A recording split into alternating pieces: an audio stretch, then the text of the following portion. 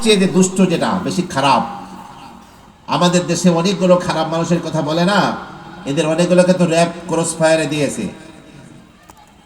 কুত্তা লিটন, মুরগি মিলন, পিচ্চি হান্নান, এরকম কিছু নাম শুনছেন না? এরকম ওদের মধ্যে যেটা পিচ্চি হান্নান, সেটার নাম ছিল তৈতলানুস। তৈতলানুস বলে আমার একটু ঘরের ভিতরে ঢুকাইতে জানলা দিয়া অথবা দরজা ভাঙ্গা, আমি একাই ঈশারকে হত্যা কইরা ঈশার কল্লাটা তো নিয়ে আসি, তোকে আইনা দিই।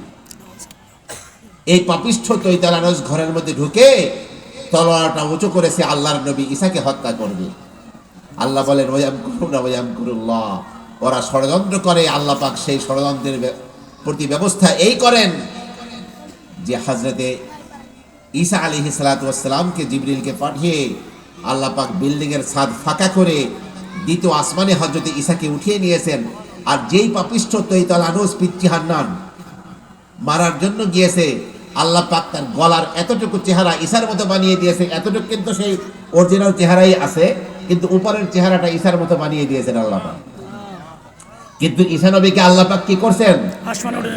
দ্বিতীয় আসমানে উঠিয়ে রেখেছেন। এখনো নবী ঈসা দ্বিতীয় আসমানেই রয়েছেন।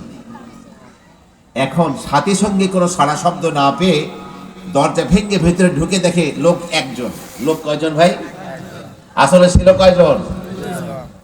নিজেদের লোকটাকেই ঈসা মনে করে, যেহেতু ঈসা আলাইহিস সালাতু ওয়াস সালামের মতো বাবরি চুল, সেরকম নাক, সেরকম চোখ, তাকেই ধরে শোলেবিদ্ধ করার জন্য নিয়ে যাচ্ছে। এত জোরে চিৎকার করছে, আমি ঈসা না, আমারে মারিস না। তখন কয়, তোর নাকটা ঈসার মতো, তোর চুপটা ঈসার মতো, তুই ঈসা, তোরই মারুন। এত লাফালাফি করে, কোনো লাফালাফি শুনে না, হ্যারেই বসাইছে শোলেবিদ্ধ করার লাইগা। শোলেবিদ্ধ করার পরে ছটফট করতে করতে লাশটা যখন মারা গেল, লাশটা নামানোর পরে তখন তাদের চক্ষুগুলো বড় হয়ে গেল। আরে এইটুকটু ঈসার মতো, এইটুকটু আমাদের লোকটার মতো, তাহলে এইটা যদি আমাদের লোক হয় ঈসা গেল কই? আবার এইটা যদি ঈসা হয় আমাদের লোকটা গেল কই? আল্লাহ বলেন ওমা কাতালুহু ওমা সালামুহু, ওরা আমার ঈসাকে হত্যাও করতে পারে নাই, শোলবিদ্ধ করতে পারে নাই, ওয়ালাকিন শুববিহা লাহুম, ওরা ওদের মোসাবা লেগে গেছে, ওরা ধাঁধার মধ্যে পড়ে গিয়েছে। আল্লাহ রাব্বুল আলামিন বলেন বার রাফাআহুল্লাহু ইলাইহি, বরং আল্লাহ পাক তাকে নিজের কাছে উঠিয়ে নিয়েছেন। হযরত ঈসা এখন কোথায় আছেন? অবিবাহিত যুবক অবস্থায় দ্বিতীয় আসমানে হযরত ঈসা অপেক্ষা করছেন।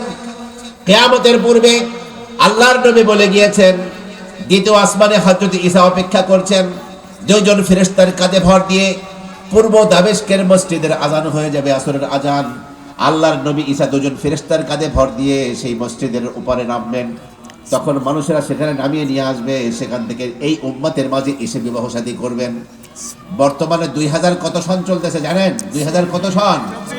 2024 প্রায় শেষ, নভেম্বরের আজকে 22 তারিখ। আসলে নবী ঈসার বয়স 2022 বছর।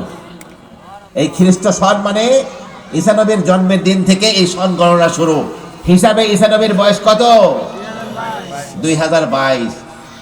কিন্তু ঈসা নবীর এই 33 বছর 3 মাস 3 দিন অবস্থায় যে প্রথম আসমানে উঠছেন, এই কিন্তু দুনিয়ার মধ্য দিয়ে 2024 সাল অতিক্রম হয়েছে, কিন্তু ঈসা নবীর হায়াতের মধ্যেও 1 সেকেন্ড বাড়ে নাই। তার মানে এই পৃথিবীর মধ্যে লক্ষ লক্ষ বছর হয়ে গেল, আসমানের উপরে যে জগৎ বিরাজ করে ওখানের জন্য জিরো টাইম, এখানে লক্ষ লক্ষ বছর, ওখানে কিছুই হয় না। এই জন্য বিজ্ঞানীরা বলছেন যে আমরা সবাই কাকে বলে জানি না, সময়ের চরিত্র যদি আরেকটু ভালো করে বুঝতাম, স্রষ্টাকে আরো ভালো করে আমরা চিনতে পারতাম। সময় কাকে বলে আমরা চিনি না, সেদিকে আমি যাব না, সেটা আর এক বিরাট জগৎ। ঈসা নবীর জন্মের 570 বছর বয়সে, 570 বছর পরে আপনার আমার নবী দুনিয়ায় আসলেন। আসার পরে ইসলাম কায়েম করে চলে গেলেন, তাও প্রায় 1500 বছর হয়েছে।